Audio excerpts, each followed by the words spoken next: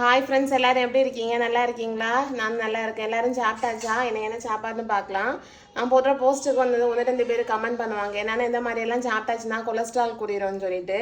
நான் வந்து காய்கறி தான் மெயினாக வச்சுருக்கேன். காய்கறி சாப்பிட்டாச்சுன்னா கொலஸ்ட்ரால் கூடுமா? அதுவும் எங்களுக்கு அக்கறை இருக்காதான் என்ன? சென்னாலெல்லாம் பொரியல்னு சொல்லுவேன், பொரியலில் எண்ணெய் ஊற்றாம தான் பொரியல் பண்ணுறது. நான் முன்னாடி கூட ஒரு போஸ்ட்டில் சொல்லியிருக்கேன், எண்ணெய் ஊற்றலைன்னா டேஸ்ட் நல்லா இருக்கும்னு வருவீங்க. டேஸ்ட்டு கொஞ்சம் கம்மியாக தான் இருக்கும், ஆனால் வந்து கொலஸ்ட்ரால் எல்லாம் பிடிக்காதுல்ல. இதெல்லாம் சாப்பாடுன்னு பார்க்கலாம். இங்கே வந்து சோறு, இங்கே வந்து மீன் குழம்பு. இவ்வளோதான் மீன் குழம்பு. இன்னொன்று வந்து ஒரு நேரத்துக்கு தான் சோறை சாப்பிட்றது. பொரிச்ச மீன் வந்து வீட்டில் குழந்தைங்களுக்கு எல்லாருக்குமே தேவை, அதனால மேக்ஸிமம் பொரிச்ச மீன் பொரிக்கிறது தான்.